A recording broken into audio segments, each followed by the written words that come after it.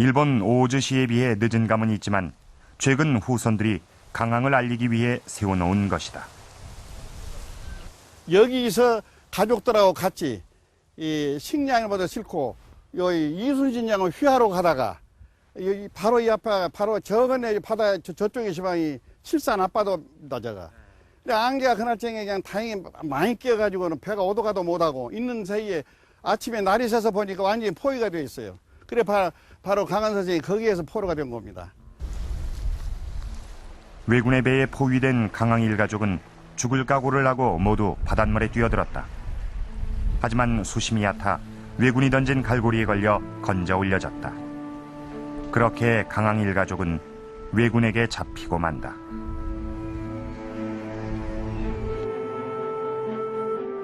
그리고 그 와중에 강항은 어린 자식들을 잃고 만다. 그때 강항에 애통했던 심정이 간양록에 실려 있다.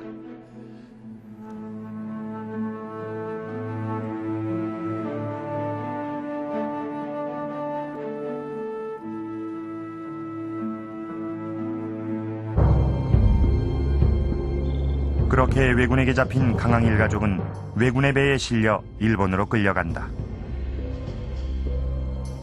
순천을 지날 즈음 탈출을 시도했지만 결과는 실패였다. 이후 더욱더 심해진 감시 속에 강항 일가족은 힘겨운 여정을 계속했고 결국 10여일 만에 일본 오즈시에 도착한다.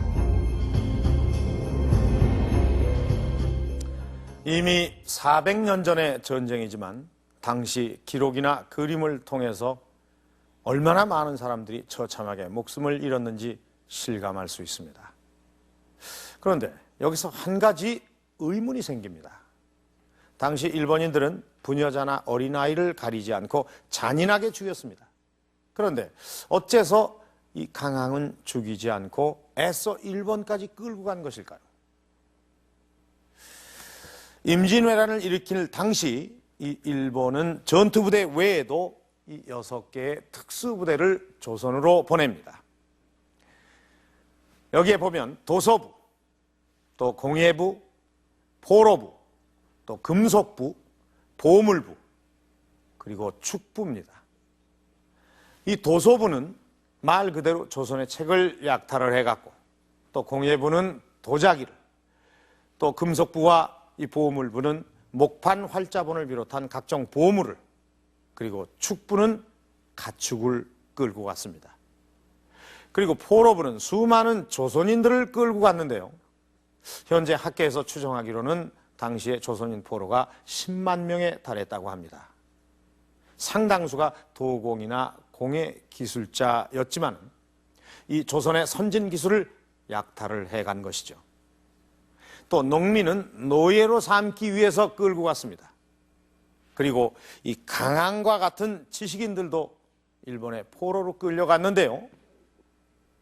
글쎄요, 도공이나 공예 기술자와 같이 특별한 기술이 없는 조선의 선비들을 일본인들이 포로로 끌고 간 이유는 무엇일까요?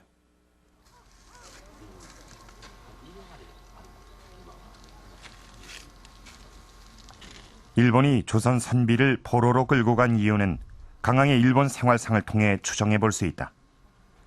오조성에서 차로 30여 분 거리에 있는 긴잔 슈세기사. 이곳은 400년 전 일본의 포로로 끌려왔던 강항과 인연이 깊은 곳이다. 절 입구엔 조선 종이 하나 걸려 있는데 강항에 일본으로 끌려올 때 함께 약탈해 온 것이라고 한다. お金はですね、戦国時代に東堂高虎という武将さんが、豊臣秀吉の命令を受けて、朝鮮に攻め入った時に、朝鮮から帰ってくる時に韓藩という学者さんを、捕虜として連れて帰ったんですね。でその時にこの金も一緒に、持ってきたと。 어쩌면 강항은 이 종을 보며 고향에 대한 그리움을 달랬는지도 모른다. 하지만 400년 전 강항이 이곳을 즐겨 찾은 이유는 조선의 종 때문만은 아니다. 바로 이곳에서 불도를 닦던 한 승려 때문이다.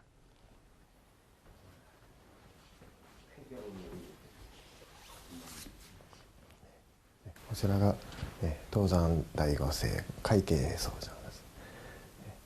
こちらが韓藩先生が大津にいらしていた時に、監視の交流などをね、監視のやり取りをして、交流しておったという言い伝えのある方であります。 두 사람의 만남은 카이케이가 강항을 찾아와 시를 한 수 부탁하면서부터 시작됐다. 이후 두 사람은 자주 만나 시를 주고받았는데 카이케이는 당시 국가기밀문서인 일본의 전국 지도를 강항에게 보여주기도 한다. そう当時大変寂しい思いをしていたということを表した詩を、また自分の故郷を大変懐かしく思うというようなことを込めた詩をですね、こちらの王将に書いていただいたと。でそれに応える詩をまたその会計法院さんも韓藩先生に文として漢詩として表してあげたと。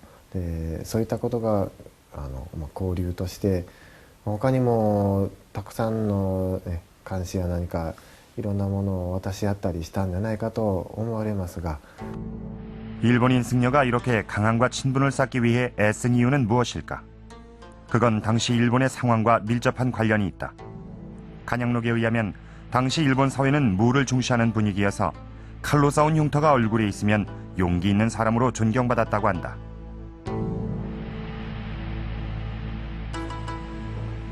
뿐만 아니라 간양록엔 이런 기록도 보인다. 분에 못 이겨 서로 다투다가 원수를 죽이는 자는 장부답다고 불렀으며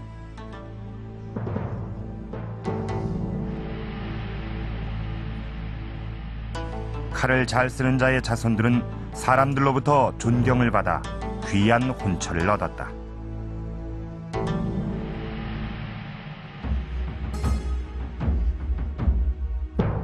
이런 사회 분위기는 도요토미 히데요시가 집권하던 16세기 중엽의 절정에 달한다. 대륙 침략의 야욕을 가지고 있던 도요토미 히데요시에게 전쟁터에 내보낼 무사들은 중요한 재원이었다. 따라서 이미 전국시대부터 막강한 권력을 가지고 있던 무사들은 도요토미 히데요시가 집권한 후에도 일본 사회의 막강한 세력이 됐다. その一番最初の韓藩が日本に連れられてきた頃の日本というのはまだ武力の時代なんですね。言ってみれば野蛮な時代。当時の日本というのは例えば親と子が敵同士で戦うとか兄弟同士が敵となって戦うというような状況がまだあったわけですから、そういう自学の道徳から見たら日本は非常になんていうか殺し合いをやってましたからね。 간양록에 의하면 그 시대 일본 사회의 권력자였던 장군들은 글을 몰라 병법서 한 권도 제대로 읽지 못했다고 적고 있다.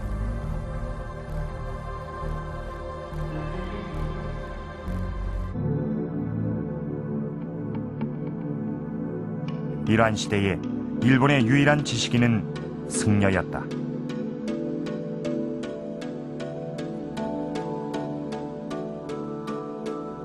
일본 중세의 그림들을 모아놓은 책인 일본의 회의는 일본 승려들의 모습이 담겨 있다.